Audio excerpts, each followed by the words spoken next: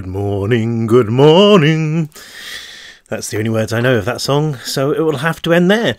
Hello, everybody. It's great to be back.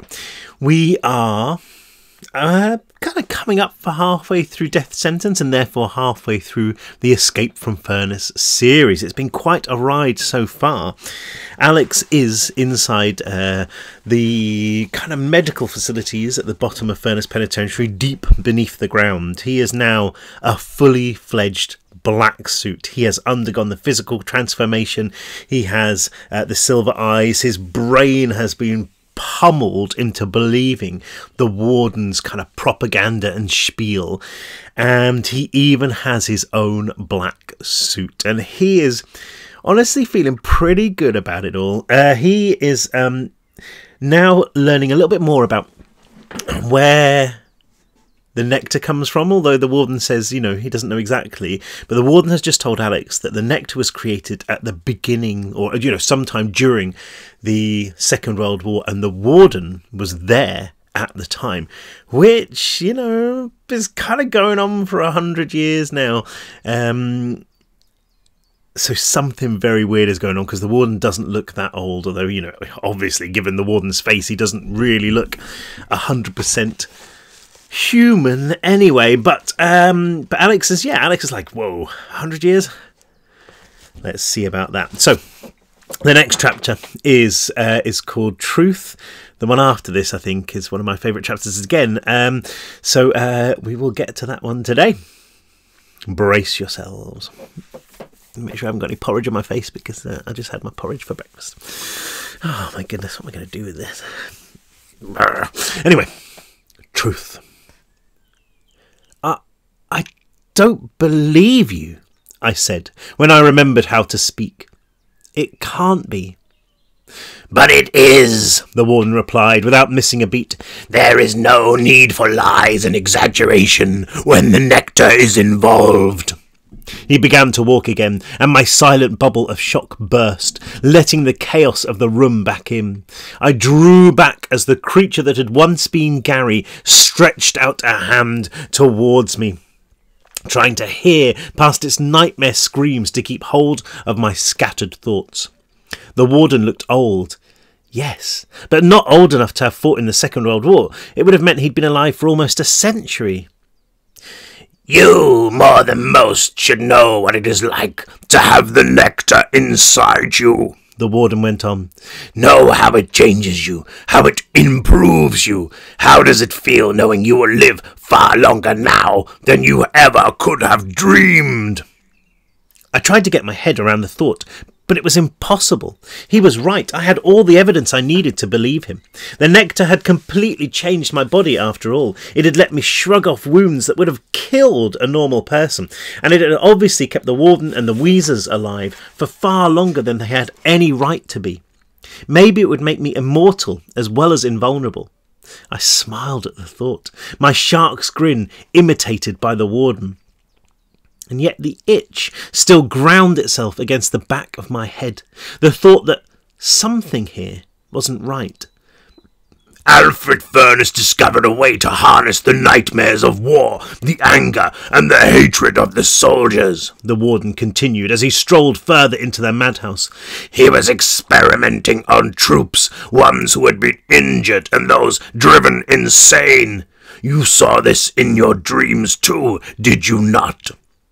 I remembered the vision of the battlefield, the young soldier lying on the edge of death in the mud, screaming as the men in trench coats and gas masks carried him away. The Warden knew my answer without looking at me.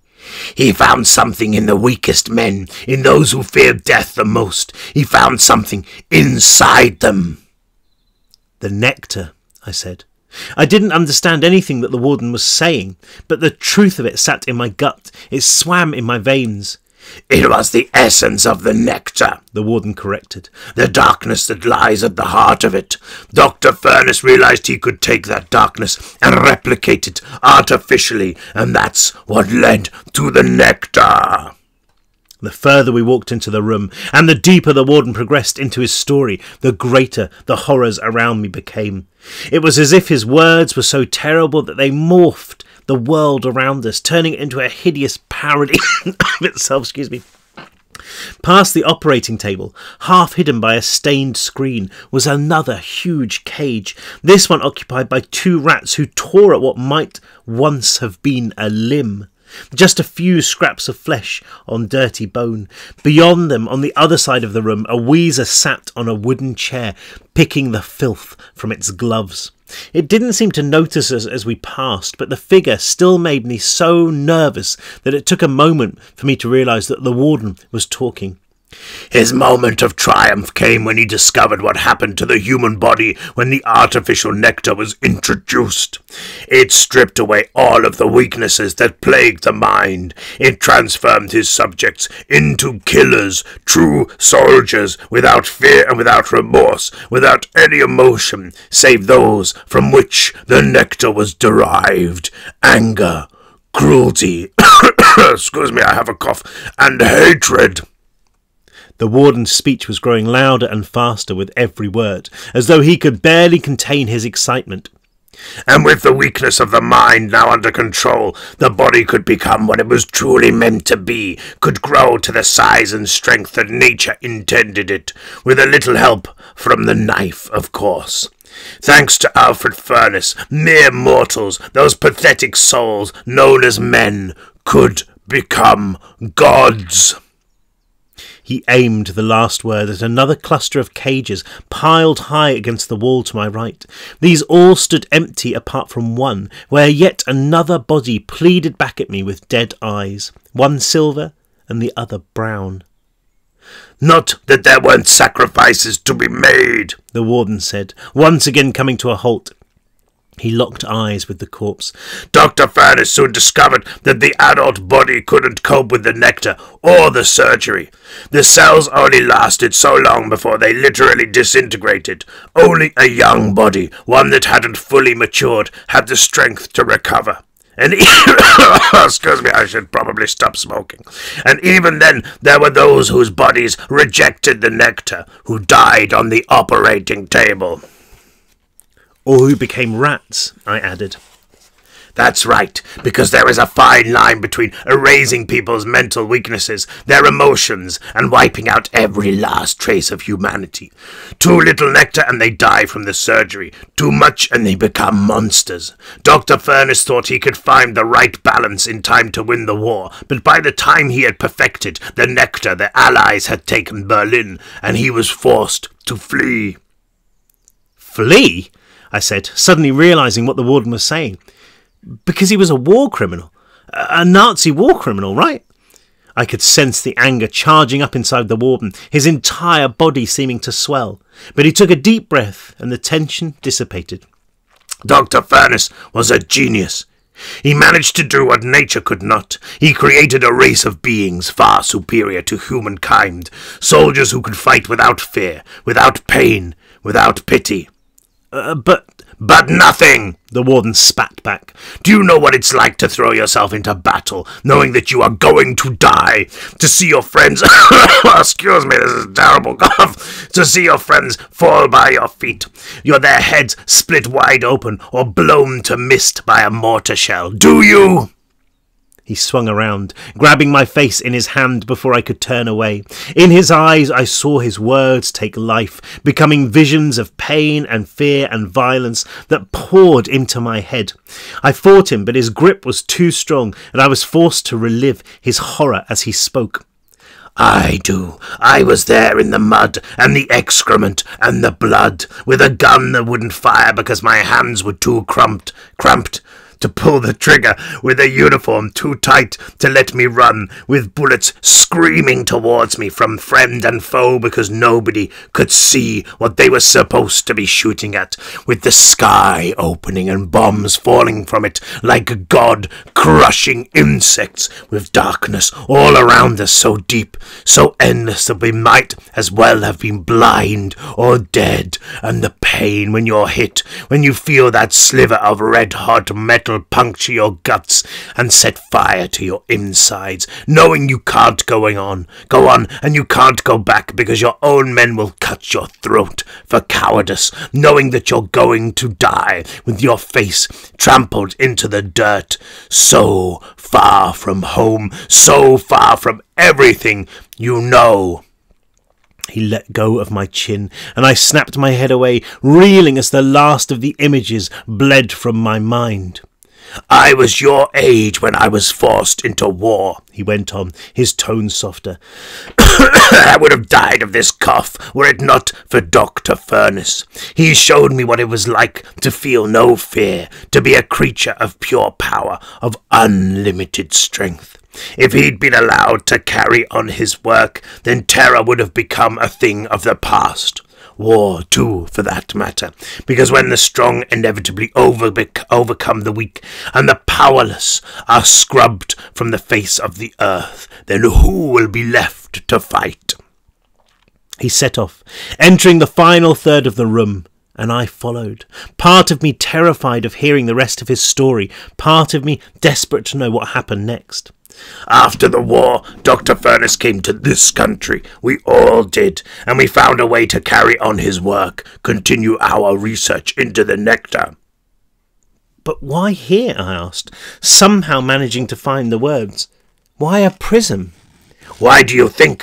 Where better to replicate the panic, the hatred, the anger of a battlefield than a place like this? A place with no mercy, no sanctuary, where violence lies around every corner, when the powerless are persecuted by the powerful, and where your enemies will kill you simply for the joy of watching you die.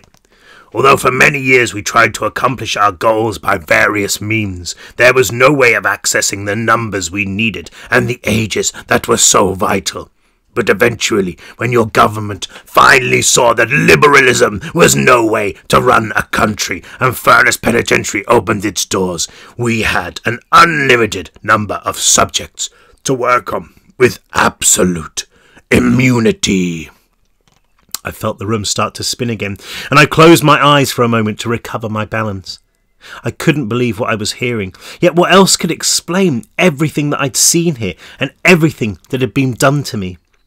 And we are close, so close to what we want to achieve, the warden said, steering me to the left to avoid a puddle that rippled out from behind a screen. I couldn't see past this one, but the gargled cries and dry wheezes beyond let me know what was happening there. There will be another war, a great war, and the world will at last fall to its natural leaders, its supreme race.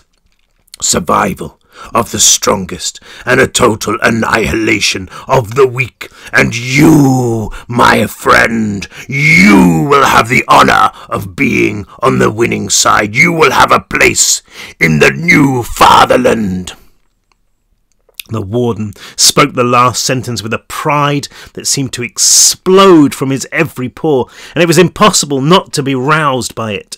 I felt the nectar burn through my heart and my mind, carrying with it a hunger for power.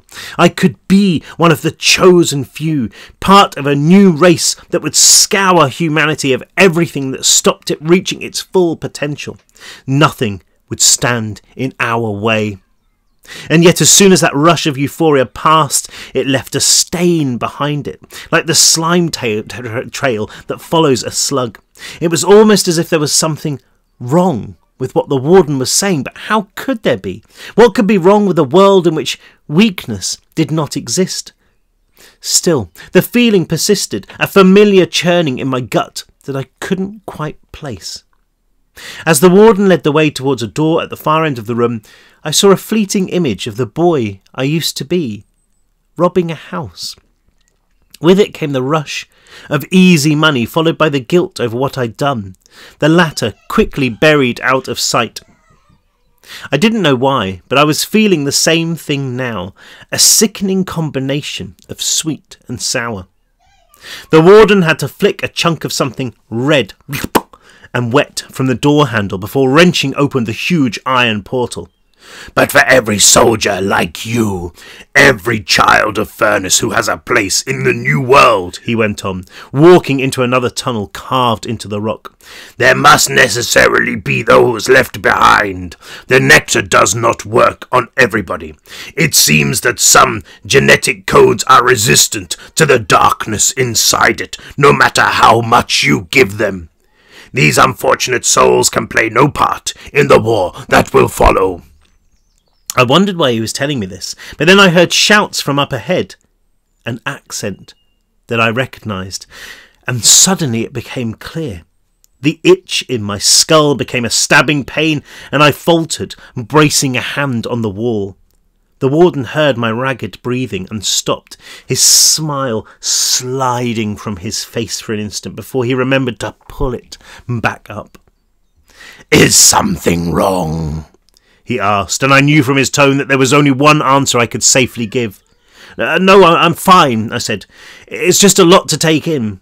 "Indeed it is. Indeed it is," the warden replied, chewing on the words as though deciding whether to believe them. "It will be easier when this is over. Come, follow me." He talked as he walked. "As I was saying, there are those who can never know the power of Alfred Furnace's creation. The only purpose they serve is to make us stronger." He reached a door, but this one was already open. Inside I could make out the thump of fist on flesh, and I was unsure whether the squirming in my gut came from excitement or fear. There was another shout, followed by booming laughter, and the warden took that as his cue. He grabbed my arm and pulled me through. "The only purpose they serve is to make us into killers, to help us embrace our destiny." The room ahead was small. The rock splashed a deeper shade of red than the corridor we'd just left. 2 black suits stood in the centre of it, their clenched, swollen fists the same colour as the walls. They were still laughing as the warden continued speaking. "The only purpose they serve is to die." The black suit stood to one side to reveal a boy strapped to a chair. His head drooped against his chest, but when he heard us enter, he looked up and fixed us with a fierce, defiant stare. I knew him. He was the kid who tried to kill me, who tried to smother me with a pillow. What had his friends called him? Z. But there was something more, something about him I couldn't quite remember. I fought to access the memory, groaning as the agony in my skull grew worse. The warden held out his hand towards the boy like he was giving me a present. "He's all yours," he said, his teeth glinting in the harsh light. "Now kill him." Rage.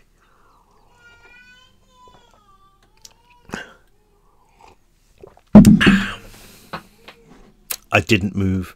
I couldn't. The pain in my head was growing. My memories were a dark tide, my mind a floodgate about to buckle under the pleasure.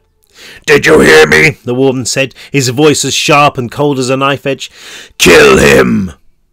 All eyes on the room were on me. 2 sets of silver pennies from the black suits, which somehow weren't anywhere near as intense as those that belonged to the kid. Excuse me. He stared up at me from his chair, never blinking, even though tears snaked their way down his swollen cheeks. But it was the warden's gaze that filled me with terror. I couldn't bring myself to look at him, knowing that his expression would be one of disdain. I'd seen it before, the times I'd failed him during my procedure, and I couldn't bear to witness his disappointment in me again. I steeled myself, blacking out my mind and focusing on the job ahead. What was so difficult about this? I had killed before, after all. I'd slaughtered the rats and murdered Ozzy. I was a killer, a soldier. Taking a life meant nothing to me anymore. More pain in my head, like I was trying to put my mind into a gear it simply wouldn't engage. I screwed my eyes shut, taking a deep breath and hoping that when I opened them again, the kid would be gone, or at least be looking the other way. But when the room swam into focus, he was still staring at me, his expression of defiance carved in stone. "Go on," the boy spat. "What are you waiting for? Get it over with, Alex." I felt my heart lurch. That last word so close and yet so distant. Before I could grasp why, one of the black suits lashed out and caught the kid with a savage blow to the temple. His head snapped back, and for a moment I thought the guard had done my job for me. Then the kid's eyes opened once again, his gaze swinging blindly around the room before finding me. "Are you disobeying me?" the warden growled, his rancid breath on my face. "Did you not hear what I ordered you to do? Kill him now!" Even before his last word was spoken, I felt something slap me across the cheek. Stars exploded in my vision and I staggered back across the room. The blow hadn't been hard so much as shocking, and I could feel the anger clawing up from my stomach. My pulse accelerated, the room growing darker as the nectar laced every vein and artery. I swung around to the warden, my teeth clenched as tightly as my fists. He slapped me again, his hand moving so fast I didn't even see it, and this time the anger flared like a fireball inside my head. "That's better," the warden said. "Feel that power, that anger. You are a soldier of Furnace, and I am your commandant. You will do as I say." The nectar began to flood my mind, erasing everything but the hatred, the rage. I looked down at the kid, so small and weak. He was just like Ozzy, cowering for his life, a life that belonged to me, that was mine to spare or take as I wanted. Only he wasn't cowering. He wasn't weak. He was still glaring up at me, his eyes so bright that it was I who broke contact with them. I glanced at the black suits, their smiles wavering along with my will. They could finish off this kid with a single blow, and so could I. What was wrong with me? I turned to the warden for support. I could feel the panic surging through the anger, swimming up my throat like bile. His hand flashed a solid punch that rocked me back. He followed it with 2 more slaps, one across each cheek. I roared in pain, a sound that seemed to come from every fibre in my body, and held up my fists to defend myself. "This is pathetic!" the warden was screaming, specks of phlegm exploding from the corners of his mouth. "Are you so stupid that you don't remember him trying to kill you, pushing a pillow over your face? The nectar has rejected him. It does not work on him. He can never be one of us. He must die." The warden slapped me again, and again, a flurry of strikes that made me boil. Then he took my arm and swung me around, pushing me towards the kid. "Now do it, or I swear I'll kill you both myself and throw your corpses into the incinerator." I lifted my hand, feeling my muscles swell against my suit with such force that I thought I heard the fabric tear. The nectar thrashed inside me, desperate for vengeance, and before I knew what I was doing, I grabbed the tattered overalls around the boy's chest. His body was brittle against my skin, nothing but parchment and dust.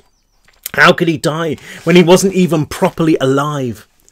I let one hand snake up to his throat, my huge, scarred fingers engulfing the twig of bone that served as his neck. One squeeze, one snap was all it would take. "That's it," came the warden's voice from behind me. "Do it." "You'll feel better when it's over," added one of the black suits. "Don't think about it. Just one hard twist and you're done." I tightened my grip, the sting of the warden's slaps like a branding iron on my face, fueling the anger that stewed within. And still the kid didn't look away, his eyes so fierce that they seemed to burn right through me. "You might as well just kill me," the boy said. The boy called Z. "Because if you don't, then they will. I'd rather it was you, Alex, even though you're not you anymore. After everything we've been through, I'd rather you killed me than them bastards." "Shut up," I growled, feeling the pain like a blade across the surface of my brain. It opened up a hole in the darkness, letting out a memory that was so bright, so vibrant, that it took my breath away. Me and Z, sitting on a bunk packed with gas-filled rubber gloves, laughing. It was there for an instant, and then it vanished, plunging me back into the night. "Do it now," said the Warden, his impatience like a fuse burning down to its last millimetre, ready to blow. "Yeah, just do it," Z said. "I don't want to be here anymore.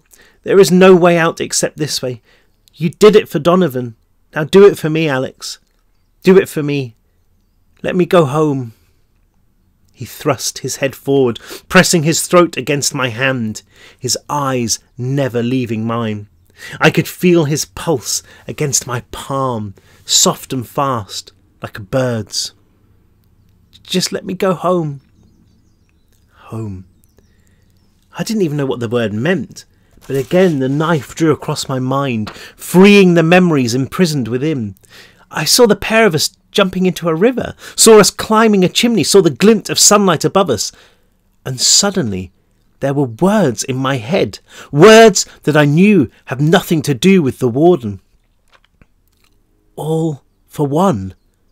I spoke them aloud, my voice little more than a whisper. Something in Z's face seemed to change, his eyes widening.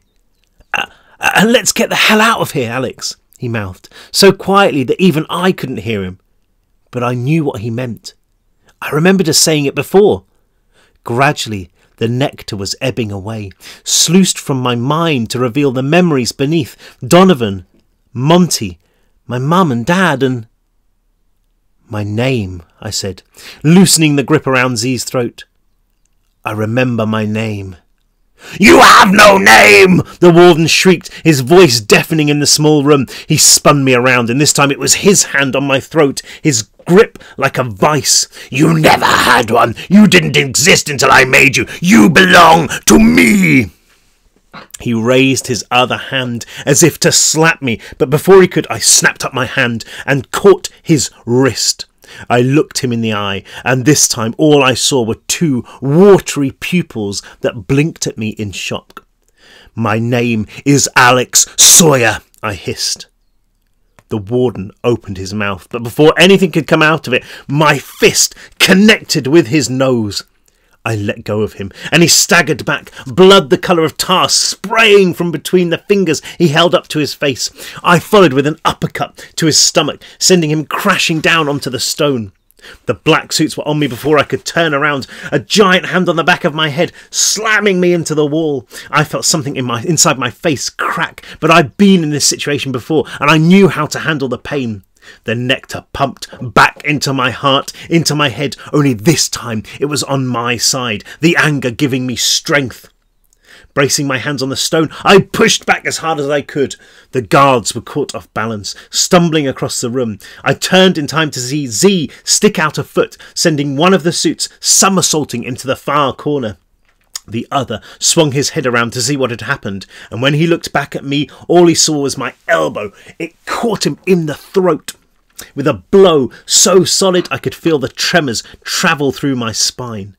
But it worked. He dropped to his knees, gasping for breaths that wouldn't come. I leaped across the room in a single stride, landing on the other suit's chest as he tried to get up. His silver eyes became as wide as goblets, unable to believe what they were seeing.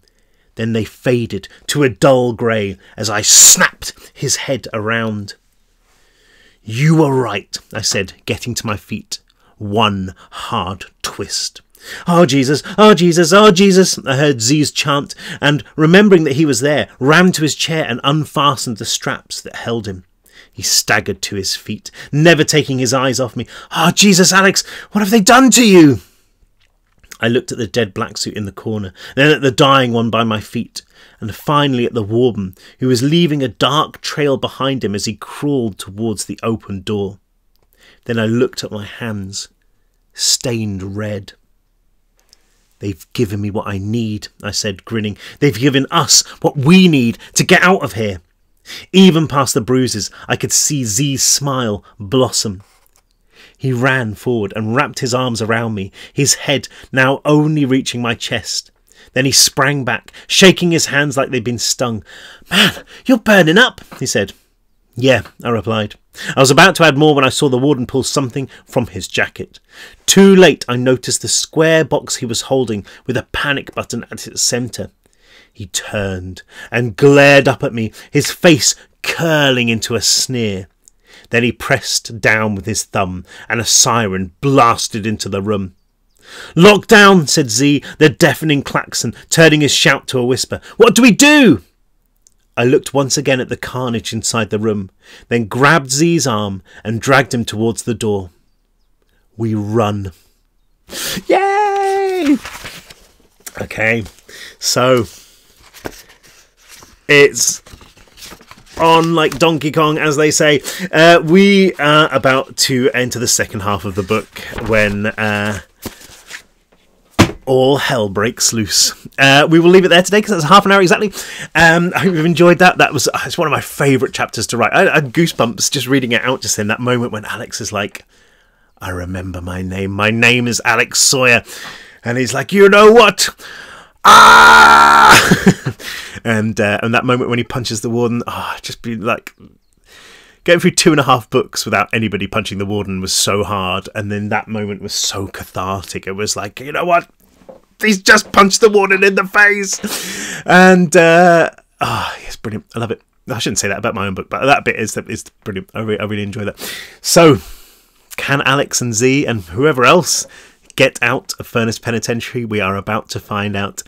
Join me tomorrow. I think the next chapter is called A Distraction, and I'll leave it to your imagination what that might be. Have a lovely day. It's Friday today, isn't it? Friday? Yeah, one more day, then the weekend. Not that it makes much difference at the moment. But have a lovely day, and yeah, I'll see you tomorrow. Bye!